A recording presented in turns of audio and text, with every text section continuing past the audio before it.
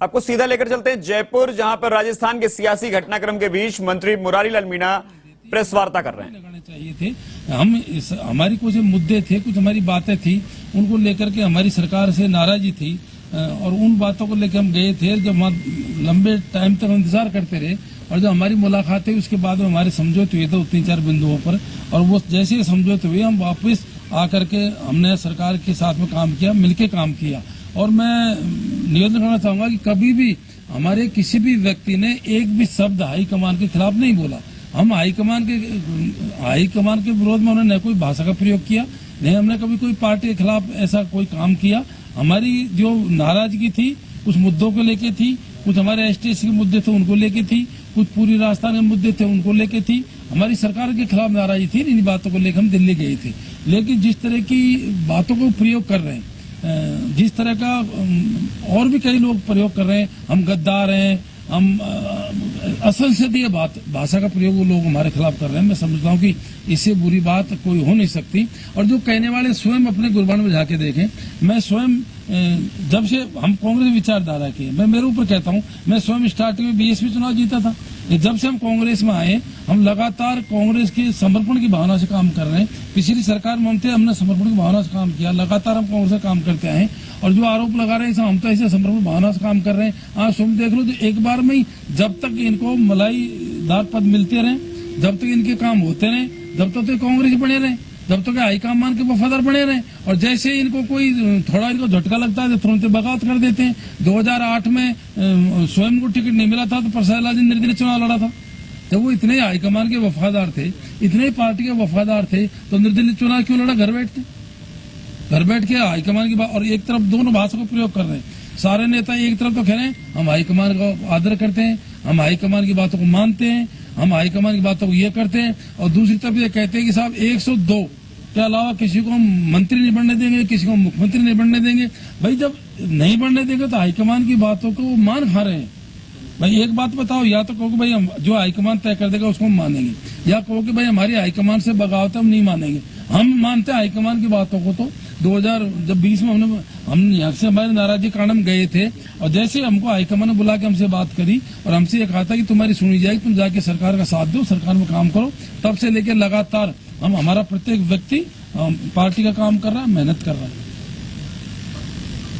लेकिन प्रसाद लाल जी ये भी कह रहे हैं कि मध्यावधि चुनाव के लिए तैयार हैं, आप लोग तैयार हो क्या? ऐसा देखो, मैं इसमें भी हम तो हाईकमान का नाम ले रहे हैं। यदि हाईकमान ये चाहता है और हाईकमान ये सोचता है कि भाई हमारी अच्छी स्थिति है, और ये तो सब पता लग जाएगा, ये पता लग जाएगा कौन कितने पानी में, और ये सब जानते हैं लोग बाग, ये सब जानते हैं कौन कितने पानी में। रिजल्ट आकर चुनाव तो होने ही है, अब करो तो अच्छी बात है। 1 साल में जब चुनाव होंगे तो पता लग जाएगा, और कौन जीत के आएगा। आप भी यहीं रहोगे, हम भी यहीं रहेंगे, उनका जनाधार का पता लग जाएगा। सब लोग ऐसे बोलने वाले नहीं। आप क्या मानते हो आज की स्थिति क्या है? पता तो लग जाएगा, लेकिन आपका आकलन क्या कहता है? हमारा आकलन तो ये है, अब सब पार्टी में सबको मिलकर के जो हाईकमान दिशा निर्देश देता है हमको काम करने चाहिए। और हमने पहले भी हाईकमान की बात मानी, अब भी हाईकमान की बात मान रहे हैं। और ये लोग इनके हिसाब से, इनको कोई बात सूट करती है तो हाईकमान की बात मान लेते हैं, इनको सूट नहीं करती है तो हाईकमान की बात नहीं मानते। ये कहा गया कि जो लोग मानेसर गए थे उनमें से कोई मुख्यमंत्री नहीं बनना चाहिए, क्या ये तय हो गया क्या कि मुख्यमंत्री कौन बनना? ऐसा है, यही तो हमारा निवेदन है। मैं कहूँ इनको कैसे पता लगा? जब हाईकमान ने अपने ऑब्जर्वर राजस्थान में भेजे थे, पहले उनकी बात सुननी चाहिए। वो यहाँ से सारा सर्वे करके, सारे विचार विधायकों को जान करके और जाकर के जो भी तय करते और जो हाईकमान फैसला करते वो मानना चाहिए। हो सकता है इनको कोई शगुन आता होगा, वो तो हमको इस बात की नाराजगी है। और वो ये कहते हैं कि 102 के अलावा कोई बनना ही नहीं चाहिए। भाई 102 के अलावा नहीं बनना चाहिए तो हम मंत्री कैसे बने? बताइए आप। भाई क्या हम कांग्रेस से नहीं है? क्या हमने काम नहीं किया? क्या हमारा जनाधार नहीं है? क्या सचिन पाठ ने राजस्थान 5 साल तक मेहनत करी नहीं करी थी? क्या सचिन पाठ का जनाधार नहीं है? यदि वास्तव में कांग्रेस के हितैषी है वो, यदि वास्तव में वो हाईकमान की बात को मानते हैं तो हाईकमान की बात का वेट करना चाहिए, हाईकमान के फैसले का इंतजार करना चाहिए। और जब हाईकमान का फैसला हो सकता है हमारे पक्ष में आता, उनके पक्ष में आता, हाईकमान भी कोई ऐसा नहीं बैठा। हाईकमान सोच साथ करके जो भी पार्टी के हित में वो फैसला करेगा। ये तो पहले आउट हो गए। लोग तो ये भी कह रहे हैं कि मुख्यमंत्री से इस्तीफा दिलाने की क्या जरूरत है, बदलने की अभी क्या जरूरत है, कोई राष्ट्रीय अध्यक्ष बन थोड़ी है। ऐसा वो क्या कहते हैं क्या नहीं कहते, मैं तो ये कह रहा हूँ, अब वो दोहरी बात कर रहे हैं, आप भी देख रहे होंगे। वो एक तो कह रहे हैं कि भाई हम हाईकमान की बात जो हाईकमान करेगा वो हमको मंजूर है, दूसरी तरफ कह रहे हैं अगर ये जो हम लोग गद्दार हैं। अब यदि अब हाईकमान की बात को अब आप सोच सकते हो उनकी दोनों बातों से हाईकमान की कैसी बात मान रहे हो। मैं तो नहीं समझता कि दोनों तरह की बात एक म्यान में दो तलवार तो समा नहीं सकती। एक तरफ तो उन्होंने ये चैलेंज कर रखा है कि भाई इधर से हम किसी को नहीं बढ़ने देंगे, एक तरफ करें हम हाईकमान की बात मानेंगे। अब मान लो बात मानेंगे, हाईकमान ने किसी का फैसला कर दिया तो फिर मानेंगे नहीं मानेंगे, उनसे पूछो पहले तो भाई ये तो हाईकमान की बगावत होगी ना। हमने हाईकमान की कभी बगावत नहीं करी। हमें पूरे महीने भर तक दिल्ली रहे थे, हमने कभी भी एक शब्द भी कांग्रेस के खिलाफ नहीं बोला, हमने कभी एक शब्द भी हाईकमान के खिलाफ नहीं बोला। हमने उसी टाइम कहा था कि जो हाईकमान फैसला करेगा उसको हम मानेंगे। और हाईकमान ने हमसे बुला के बात करी और हमको हमारे 3 आदमी कमेटी बनाई और हमसे ये कहा था कि तुम्हारे साथ में न्याय होगा। हमने तुरंत हाईकमान की बात मान करके हम यहाँ आए और उसके बाद में कांग्रेस की विचारधारा पे, कांग्रेस के पैटर्न काम कर रहे हैं सब लोग। अब अशोक गहलोत जी को राष्ट्रीय अध्यक्ष का नामांकन भरना चाहिए या नहीं? ऐसा मैं तो फिर बोल रहा हूँ, ये हाईकमान का डिसीजन है, अशोक गहलोत जी का खुद का डिसीजन है। हम तो फिर बोल रहे हैं कि जो हाईकमान सोच समझ के फैसला करेगा, निश्चित है कि हाईकमान को हमसे ज्यादा चिंता है, वो पार्टी तो फैसला करेगा और हम लोग जो हाईकमान फैसला करेगा उसको मानेंगे। आप लोग जब वापस आए थे दिल्ली से तो खूब फोटो खिंचवाई गई थी, गले मिले थे, कहा गया था बड़ा मन रख के एक दूसरे को माफ करेंगे, तो क्या माफ किया गया कि नहीं किया गया? ये आप उन लोगों से पूछिए, हमारे दिल में तो कोई बात है नहीं, हम तो उससे लगातार काम कर रहे हैं, हमारे तो कोई शिकायत है नहीं। अब ये तो उनसे पूछो जो जिनको शिकायत है हमसे। नहीं, अभी के हालात में आपका क्या आकलन कहता है? भाई हमारा आकलन तो ये है कि जिस तरह के, मैंने तो कल परसों भी बोला था, अब उनकी बातों से ऐसा लग रहा है कि उनको तो शायद हो सकता हमको एक्सेप्ट नहीं कर रहे हो। आप तो कैबिनेट की बैठक में भी एक बार कह चुके कि अभी एपिसोड खत्म। बिल्कुल, मैंने पहले भी कहा था अगर कांग्रेस को मजबूत करनी है प्रदेश के अंदर, कांग्रेस को आगे बढ़ाना है, कांग्रेस को सत्ता में वापस लाना है, तो सारी बातों को भूल करके मिलकर काम करेंगे तो निश्चित कांग्रेस आएगी। और इस प्रदेश का एक एक बच्चा जानता है इस टाइम क्या भावना है, प्रदेश का एक एक बच्चा ये भी जानता है कौन किसका जनाधार कितना है, प्रदेश का प्रत्येक बच्चा जानता है और सत्ता किस वजह से आई थी, और प्रदेश का हर बच्चा भी ये जानता है। इस टाइम जो माहौल है प्रदेश के अंदर, आप सारे मीडिया के बंधु हो, आप स्वयं समझते हो, और गाँव में जाकर पूछ लो किस तरह का एक जनता में जोश है, एक युवा में जोश है, वो क्या चाह रहे हैं, उनकी भावनाएं क्या है। और मैं समझता हूँ कि वो भावनाओं हाईकमान तक भी निश्चित ही पहुंचती हूँ किसी न किसी माध्यम से। मुख्यमंत्री बदलने से फायदा मिलेगा आप लोगों को चुनाव में? ऐसा मैं ये कह रहा हूँ, जो हाईकमान तय करेगा, जनता की भावना की कदर करेगा तो निश्चित ही जब अध्यक्ष विधायक दल की बैठक में नहीं आ सकते 2020 में, तो उन पर एक्शन ले लिया गया। अब विधायक दल की बैठक में नहीं आकर जिन लोगों ने इस्तीफा दिया, क्या उन पर भी एक्शन लिया जाना चाहिए? ऐसा आप ये बताओ, ये बिल्कुल आपने ऐसा क्वेश्चन पूछा है जो मैंने परसों बोला भी था। हम यहाँ से दिल्ली चले गए थे अपनी बात को हाईकमान के सामने रखने के लिए। जैसे हम दिल्ली गए, यहाँ पे विधायक दल की मीटिंग बुलाई गई थी और हमको नोटिस दे दिए गए थे तुम मीटिंग में आओ। हमने बाकायदा उस नोटिस का जवाब दिया था, अब हम दिल्ली हैं, बाहर हैं, हम आपकी मीटिंग में नहीं आ सकते।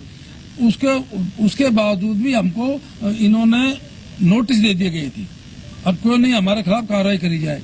आप ये बताओ, ये चीफ व्हिप इन्होंने अभी जो मीटिंग बुलाई गई थी, हमने तो मीटिंग बुलाई नहीं, मीटिंग इन्होंने चीफ व्हिप ने बुलाई गई थी, स्वयं ने मीटिंग बुलाई, सीएमआर ने मीटिंग बुलाई और स्वयं नहीं आए, और स्वयं नहीं आने के बाद में दूसरी जगह बैठ करके और ये अनुशासनहीन की कार्रवाई करते रहे, वहां एमएलए को बुलाते रहे। और कितने, मैं कहूँ कितनी असत्य बोलते हैं, ये कितना असत्य बोलते हैं, आप भी देख रहे होंगे। हर आदमी समझते, आप क्या समझते हो कि क्या वो कह रहे थे हमने तो कोई बुलाया नहीं, अपना पा गए, अपना पा गए थे एमएलए? आप बताओ एमएलए अपना पा गए थे क्या? क्या आपको पता नहीं है कि हम अपना पाए एमएलए? बिना बुलाए पहुंच गए हरल जी के घर, नहीं बुलाए थे, बताइए आप। और फिर बाद में आप ये बताओ कि हमने उल्लंघन किया था, उनने उल्लंघन किया था, वो तो यही थे। इन्होंने मीटिंग बुलाई और इन्होंने मीटिंग बुलाई, हम दिल्ली थे, हम नहीं आ पाए, हमने लेटर का जवाब दिया बाकायदा, फिर इन्होंने हमको फिर नोटिस दिया।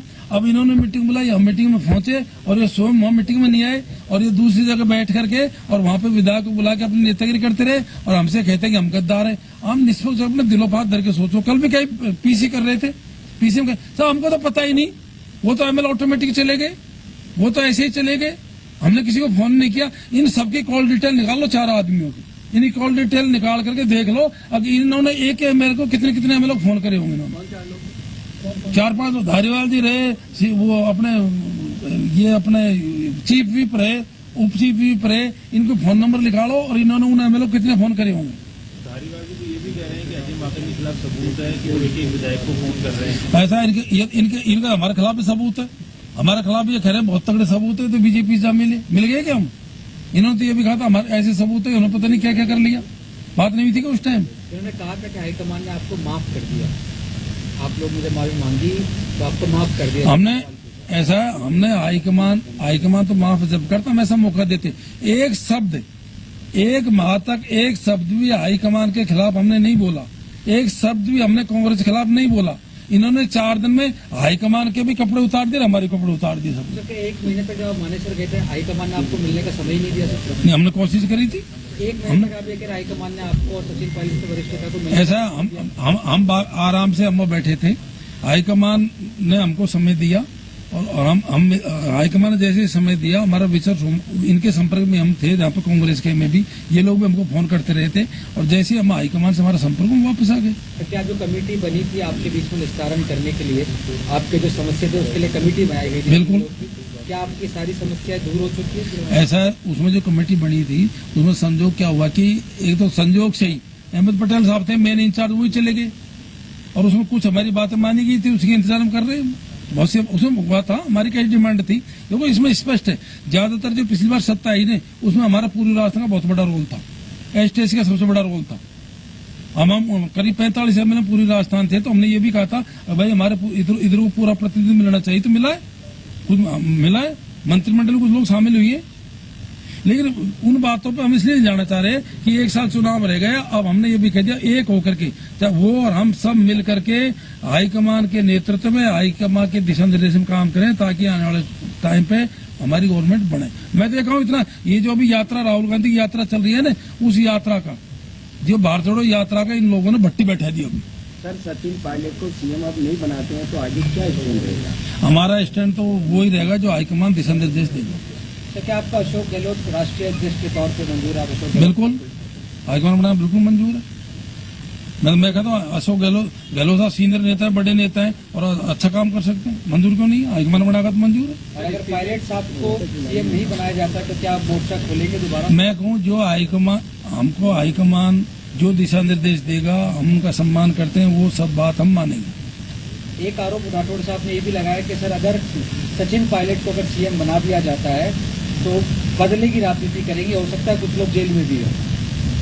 ऐसा चोर की दाढ़ी में तिनका, भाई वो क्यों ऐसी बातें सोच रहे हैं, हमने समझ नहीं बैठ रहा भाई, ऐसी बात क्यों सोच रहे हैं? ऐसा नहीं होता। भाजपा ने कहा है कि दरवाजे खुले हैं, ये बेकार की बात है। हम कह रहे हैं हमारे दरवाजे मोदी के लिए खुले हैं, ये फालतू की बात करते रहते हैं। अभी आपने कहा कि भारत जोड़ो यात्रा के भट्टे बैठा दिए, बिल्कुल नुकसान हुआ इससे जनता इतना जबरदस्त जोश था अपने पूरे प्रदेश के अंदर, और भारत जोड़ो यात्रा में जब से ये एपिसोड हुआ है, जनता का ध्यान भटक गया और जनता का ध्यान इस एपिसोड पे आ गया भारत जोड़ो यात्रा की वजह। तो आपकी चॉइस? तो अब मंत्री मुरारीलाल मीणा को सुन रहे थे, जो सचिन पायलट गुट के माने जाते हैं और कहीं ना कहीं अशोक गहलोत गुट पर काफी बरसते हुए दिखाई।